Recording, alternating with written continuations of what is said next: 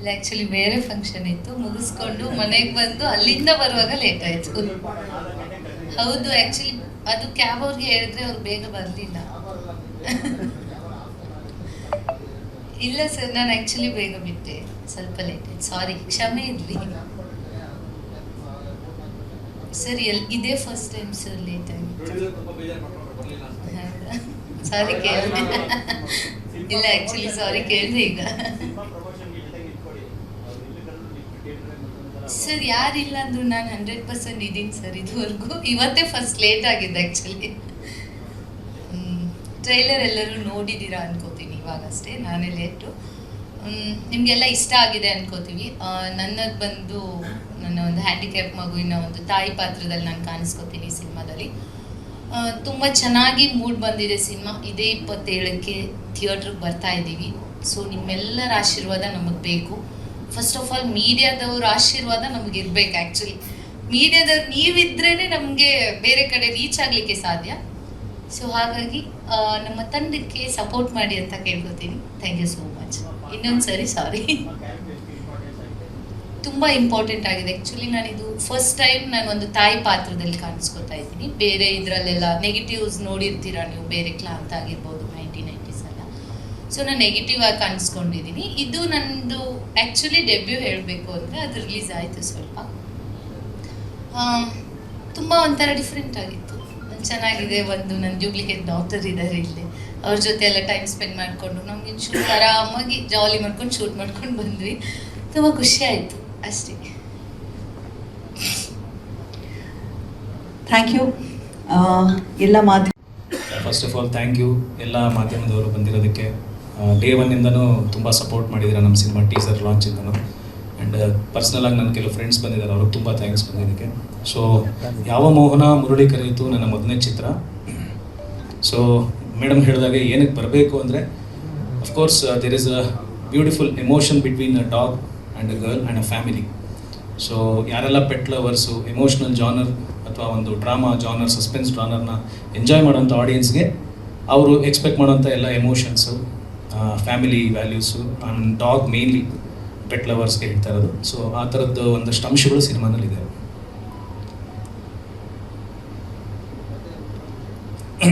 Sir ಇದು actually ಒಬ್ಬರು doctor, actually ಅವ್ರ ಮಗಳು ಪ್ಯಾರಲೈಸ್ಡು. ಸೊ ಅವರು ಒಂದು ನಾಯಿನ ಸಾಕಿದ್ರು. ಸೊ ಆ ಹುಡುಗಿಯಲ್ಲಿ ಆದಂಥ ಚೇಂಜಸ್ ನಾಯಿ ಬಂದಮೇಲೆ ಆ ಒಂದು ಬೇಸ್ನ ಇಟ್ಕೊಂಡು ಸ್ಟೋರಿ ಮಾಡಿದ್ರು. ಆ ಕತೆ ನಾನೇ ಬರ್ತಿದ್ದು. ಜಸ್ಟ್ ಅದೊಂದು ಹ್ಯಾಂಡಿಕ್ಯಾಪ್ ಹುಡುಗಿದು ಒಂದು ಡಾಗ್ದು ಕನೆಕ್ಷನ್ ನೋಡಿದೆ. ಸೊ ಡೈಲಿ ಗ್ರೌಂಡಲ್ಲಿ ಆಟಾಡೋಕ್ಕೆ ಕರ್ಕೊಂಬರೋರು. ಸೊ ಅದು ಇದು ಇಷ್ಟ ಆಯಿತು ನನಗೆ. ಒಂದು ಫಿಸಿಕಲಿ ಕಾಲಿಲ್ದಿರೋ ಒಂದು ಹುಡುಗಿಗೂ ನಾಯಿಗೂ ಆ ಒಂದು ಪಾಯಿಂಟ್ ಇಷ್ಟ ಆಗಿ ಅದ್ರ ಮೇಲೆ ಕತೆ ಆಯಿತು.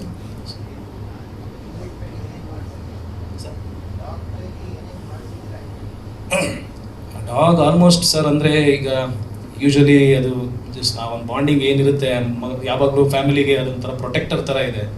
ಆ್ಯಂಡ್ ಅದಕ್ಕೂ ಒಂದು ಮನಸ್ಸಿದೆ ಅನ್ನೋ ತೋರಿಸೋ ಪ್ರಯತ್ನ ಪಟ್ಟಿದ್ದೀನಿ ಸರ್. ಯಾವುದೋ ಒಂದು ಸಿಚುವೇಷನಲ್ಲಿ ಅದು ಸಾರಿ ಕೇಳಬೇಕು ಯಾರನ್ನೋ, ಅದು ಯಾವ ರೀತಿ ಕೇಳಿಸುತ್ತೆ ಅನ್ನೋದು ವಿಷುವಲಿ ಹೇಳೋ ಪ್ರಯತ್ನ ಮಾಡಿದ್ದೀನಿ.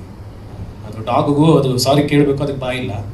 So through its actions with the support of the dog's favourite Prakruti ಕೇಳಲ್ಲ ಯಾವ ರೀತಿ ಸಾರಿ ಹೇಳುತ್ತೆ, ಈ ರೀತಿ ಒಂದಷ್ಟು ಅಂಶಗಳಿದೆ ಸಿನಿಮಾನಲ್ಲಿ. ಆ್ಯಂಡ್ ಆಲ್ವೇಸ್ ಇಡೀ ಸಿನಿಮಾನಲ್ಲಿ ಆ್ಯಕ್ಚುಲಿ ಪಾಯಿಂಟು ಹೆಂಗೆ ಅಂದರೆ, ಇಡೀ ಸಿನಿಮಾನಲ್ಲಿ ನಾಯಿಗೆ ಆಸೆ ಇರುತ್ತೆ ಅವಳು ಎದ್ದು ಓಡಾಡಬೇಕು ಅನ್ನೋದು. ಸೊ ಈ ಒಂದು ಪಾಯಿಂಟು ಇಟ್ಟಿದೆ sir. Sir music director Anil CJ ಅಂತ. ಈ ಹಿಂದೆ ಅವರು ಕಡಲ ತೀರದ Bhargava and south Indian hero ಅಂತ ಮಾಡಿದರು. ಕೀರ್ತನ್ ಪೂಜಾರಿ ನಮ್ಮ DOP ಸರ್. ವಿಜಯಾನಂದ, ಒಂದು ಕತೆ ಹೇಳ, ರೀಸೆಂಟ್ ಕೆರೆಬೇಟೆ ಮಾಡಿದ್ದಾರೆ, ಧರಣಿ ಮಂಡಳ ಮಧ್ಯೆ.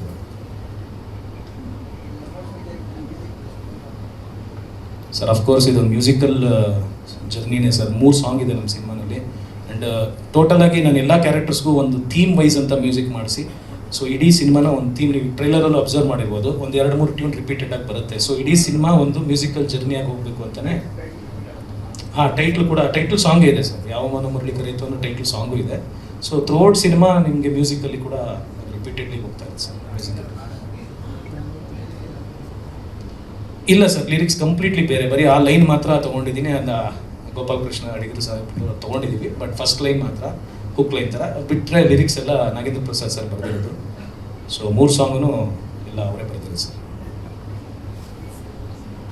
ಸಿಂಗರ್ಸ್ ಕೂಡ ಅಷ್ಟೇ, ಒಂದು ಹಾಡನ್ನು ಹರಿಚರಣ್ ಅಂತ ತಮಿಳ್ ಬೇಸ್ ಸಿಂಗರ್ ಹಾಡಿದ್ದಾರೆ, ಇನ್ನೊಂದು ಸತ್ಯಪ್ರಕಾಶ್ ಅಂತ ಅವರು ಚೆನ್ನೈ ಬೇಸ್ ಸಿಂಗರು, ಅನುರಾಧ ಭಟ್ ಮೇಡಮ್ ಒಂದು ಹಾಡು ಹೇಳಿದ್ದಾರೆ ಸರ್.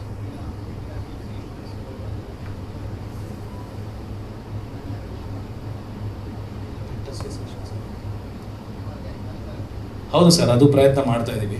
ಪ್ರಮೋಷನ್ಸ್ ಎಲ್ಲ ಆ ರೀತಿನೂ ಸ್ಟಾರ್ಟ್ ಮಾಡ್ತಾ ಇದ್ದೀವಿ. ಆ್ಯಂಡ್ ಚಿಲ್ಡ್ರನ್ ಅಂದರೆ ಮಕ್ಕಳನ್ನ ಕರ್ಕೊಂಡ್ಬಂದು ಫ್ಯಾಮಿಲಿ ಸಮೇತ ನೋಡೋವಂಥ ಸಿನಿಮಾ ಇದು. ತುಂಬ ಪೆಟ್ ಲವರ್ಸ್ ತುಂಬ ಇಷ್ಟ ಆಗುತ್ತೆ. ಲಾಸ್ಟಲ್ಲಿ ಒಂದು ಹನಿ ಕಣ್ಣೀರು ಹಾಕ್ಬಿಟ್ಟು ಹೋಗ್ತಾರೆ ಅನ್ನೋದು ನನ್ನ ಒಂದು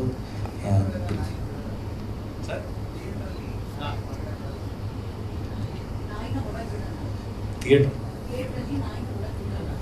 ಹಾಂ ಹೌದು ಸರ್, ಬಿಡಲ್ಲ, ಗೊತ್ತಿಲ್ಲ, ಅದೇ ಚಾರ್ಲಿಂಗ್ ಪ್ರಮೋಷನ್ಸಲ್ಲೆಲ್ಲ ಕರ್ಕೊಂಡು ಹೋಗಿದ್ರು. I don't no.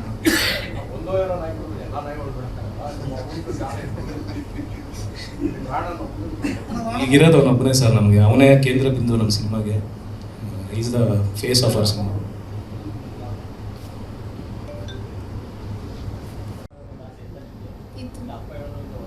ಇಲ್ಲ, ನನಗೂ ಆಸೆ ಇತ್ತು. ನಮ್ಮ ಅಪ್ಪನೂ ಹೇಳಿದ್ರು ಮಾಡು ಅಂತ. ನಮಗೂ ಖುಷಿ ಇತ್ತು, ನಮ್ಗೆ ಚಾನ್ಸ್ ಸಿಕ್ಕಿತ್ತು ಅಂತ.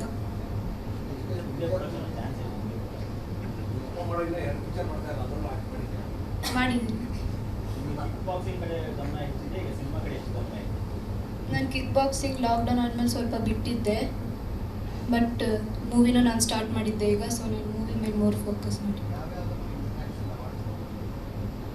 ಒಂದು ನೇಪಾಳಲ್ಲಿ ಮಾಡಿದ್ದೆ, ಇನ್ನೊಂದು ಏಷ್ಯನ್ ವರ್ಲ್ಡ್ BJJಯಲ್ಲಿ. ಆ್ಯಕ್ಚುಲಿ ಸಿನಿಮಾನಲ್ಲಿ ಕೂಡ ಪ್ರಯಾಣ ಮುಂದುವರಿಲಿ, ಆದರೆ ನಮ್ಮೆಲ್ಲರ ಹಾರೈಕೆ ಅಂದರೆ ಕಿಕ್ ಬಾಕ್ಸಿಂಗ್ ಲೇಟಾಗಿ ಸ್ಟಾರ್ಟ್ ಆಯಿತು. ಸಾರಿ.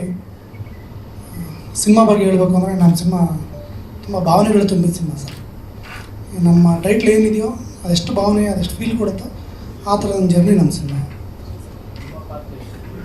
ಸರ್. ನಾನು ಒಂದು ಹ್ಯಾಂಡಿಕ್ಯಾಪ್ ಮಗು, ಅವಳಿಗೆ ತಂದೆಯಾಗಿ ಅವಳು ಹೆಂಗೆ ನಾನು ನೋಡ್ಕೊತೀನಿ, ಅವಳಿಗೆ ಯಾವತ್ತೂ ಏನು ಕೊರತೆ ಬರದೇ ಇರೋ ಥರ, ಫೀಲ್ ಆಗದೇ ಇರೋ ಥರ ನೋಡ್ಕೊಳ್ಳೋಂಥ ಅವ್ರ ಜವಾಬ್ದಾರಿಯುತ ತಂದೆ ಕ್ಯಾರೆಕ್ಟರ್ ನಾನು ಮಾಡ್ತೀನಿ ಸರ್. ಇಲ್ಲ ಸರ್, ಇದೀಗ ಒಂದು ಸುದ್ದಿ ಅಂತ ಒಂದು ಸಿನಿಮಾ ಮಾಡಿದ್ದೀನಿ. ಅದಾದಮೇಲೆ ನಾನು ಫಸ್ಟು ಜಾತ್ರೆ ಅಂತ ಶಾರ್ಟ್ ಮೂವಿ ಮಾಡಿದೆ. ನಂದು ಇದು 2ನೇ ಸಿನಿಮಾ.